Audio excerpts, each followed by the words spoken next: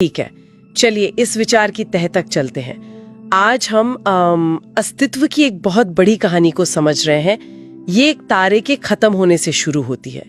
सोचिए, एक तारे का महाविस्फोट और उसी की धूल, उसी की ऊर्जा से बना हमारा सौर मंडल। बिल्कुल। और ये अनोखा ग्रह पृथ्वी। बिल्कुल। और ये स्रोत हमें याद दिलाता है कि शुरुआती पृथ्वी वो तो बस धूल और चट्टानों का एक दहकता हुआ गोला थी। ज्वालामुखियों ने इसे रूप दिया, पानी बना और खनिज, क्रिस्टल, इनकी रचना हुई। दिलचस्प बात यह है कि इस विश्लेषण में इन क्रिस्टलों को एक तरह से चेतना के उभरने का एक संभावित ढांचा माना गया है, एक मैट्रिक्स। अच्छा, और फिर वो पहली जीवन की किरण, साइनोबैक्टीरिया जैसे छोटे छोटे जीव, जिन्होंने मतलब प्रकाश संश्लेषण से पूरे ग्रह का माहौल ही बदल दिया। हाँ, उन्होंने कार्बन सोख लिया और ऑक्सीजन बनाई। ये सोचना ही कमाल है कि इन नन्हे जीवों ने पृथ्वी का भविष्य तय कर दिया, है ना?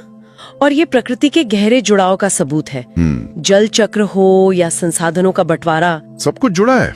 हाँ, जैसे कोरल रीफ का अपना इकोसिस्टम है, या पेड़ जो सूरज की तरफ बढ़ते हैं। ये सब एक बहुत जटिल आपसी निर्भरता का ताना बाना है, अरबों सालों में बना हुआ है। और इस अरबों साल की कहानी में हम इंसान, हम तो बहुत बाद में आए। मतलब भूवैज्ञानिक समय के हिसाब से देखें तो बस अभी अभी। स्रोत हमें एक अनोखी और शक्तिशाली प्रजाति बताता है, पर क्या ये इशारा भी है कि हमने शायद अपनी शक्ति का सही इस्तेमाल नहीं किया? हमने इस ग्रह को बहुत तेजी से बदल दिया है। हाँ, ये नजरिया यही कहता है कि हमने दूसरी प्रजातियों पर, पूरे के पूरे इकोसिस्टम पर काबू पाया। पशुपालन, खेती, इससे सभ्यताएं तो बनी, मगर प्रकृति से हमारा सीधा रिश्ता भी बदला। और फिर आई जीवाश्म ईंधन की खोज, कोयला, तेल, गैस। असल में ये लाखों साल पुरानी जमा हुई सौर ऊर्जा है। और पिछले 50-100 साल वो तो जैसे एक धमाका रहे हैं। तकनीक कहां से कहां पहुंच गई, लेकिन इसके साथ ही नई चुनौतियां खड़ी हो गईं। स्रोत में जिक्र है औद्योगिक खेती के रसायन, वो जानवरों के कारखाने जिन्हें CFFOs कहते हैं। हाँ, और एक जैसे डिजाइन वाले घर, अंधाधुंध खनन, मछली पकड़ना, पानी की कमी, जैसे रेगिस्तान में लास वेगास शहर बसा देना, और वनों की कटाई, बढ़ते शहर, जलवायु परिवर्तन, ये सब संकेत हैं कि संतुलन बिगड़ रहा है। बिल्कुल। और यहाँ तर्क ये दिया गया है कि ये समस्याएं, चाहे वो गरीबी हो, संसाधनों की कमी हो या प्रदूषण, ये सब सिर्फ बाहरी लक्षण हैं। बीमारी की जड़ वो कहीं और गहरी है। तो ये बाहरी लक्षण है, लेकिन फिर सवाल उठता है कि इन सब के पीछे असली वो गहरी वजह क्या है?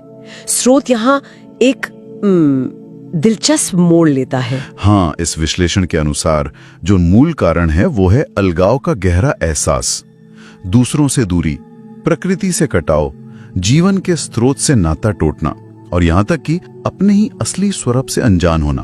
अच्छा, मतलब हमसे, दूसरों से, प्रकृति से? हाँ, और इसी अलगाव से वो कहते हैं डर पैदा होता है, चिंता होती है, खुद को कम समझने की भावना आती है और दूसरों पर नियंत्रण पाने की इच्छा।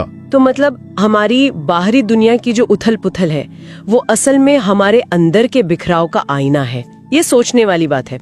अगर समस्या अंदर है तो क्या समाधान भी अंदर से ही शुरू होगा? बिल्कुल। स्रोत इसी आंतरिक बदलाव पर जोर देता है। बाहरी बदलाव से पहले ये जिम्मेदारी लेने की बात करता है, ये कहकर के हम ही शक्ति हैं, हम ही ग्रह हैं। ये चेतना के स्तर पर बदलाव लाने का सुझाव देता है। ईमानदारी, खुद से और दूसरों से, सच्ची बातचीत, करुणा और एकता की चेतना। स्रोत इसे क्राइस्ट चेतना या मतलब एक सार्वभौमिक जागरूकता कहता है, वो अवस्था जहां हम सब एक दूसरे और प्रकृति से गहरा जुड़ाव महसूस करते हैं। और फिर शायद यही आंतरिक जुड़ाव, यही हमें सही दिशा में मिलकर काम करने की प्रेरणा देता है। जैसे चलो मिलकर इस प्रदूषण फैलाने वाली व्यवस्था को बदलें, या स्वास्थ्य सेवाओं को बेहतर बनाएं, साफ ऊर्जा वाली तकनीकें अपना। लेकिन अहम सवाल ये है कि ये काम किस भावना से किया जा रहा है? डर और अलगाव से या जुड़ाव और करुणा से? सही बात है। स्रोत यहाँ आधुनिक तकनीक की जो क्षमता है और जो हमारा प्राचीन ज्ञान है, जो हमें जुड़ाव सिखाता है, इन दोनों को मिलाने की बात करता है। जैसे फिबोनाची अनुक्रम होता है ना, जिसमें हर अगला अंक पिछले 2 को जोड़कर बनता है, एक तरह का गणितीय सामंजस्य। हाँ। वैसे ही हमें अपने अतीत के ज्ञान और वर्तमान की तकनीक को मिलाकर ही भविष्य का सही रास्ता मिलेगा। लक्ष्य है प्रकृति के नियमों के अनुरूप सामंजस्य, प्रचुरता और विकास। तो संक्षेप में कहे तो हमारी कहानी एक तारे की राख से शुरू हुई, पृथ्वी पर जीवन पनपा और फिर हम इंसान आए और हमारा गहरा असर हुआ। और इस नजरिए के मुताबिक हमारी बाहरी चुनौतियां वो हमारे अंदरूनी अलगाव का ही नतीजा हैं। सही कहा। और असली हल अपने भीतर और एक दूसरे से जुड़ने में है और फिर मिलकर सोच समझकर कदम उठाने में। और यहाँ श्रोताओं के लिए एक विचार छोड़ जाते हैं। स्रोत हमें याद दिलाता है कि आज हमारे पास अभूतपूर्व तकनीकी शक्ति भी है और जुड़ाव का प्राचीन ज्ञान भी। हाँ, जरा सोचिए, अगर हम सचमुच इन दोनों को एकीकृत कर लें, अगर हम अपनी तकनीक का इस्तेमाल अपने गहरे आपसी और प्राकृतिक संबंधों की समझ के साथ करें, पूरी चेतना से, तो मानवता और पृथ्वी के लिए कौन सी नई संभावनाएं खुल सकती हैं।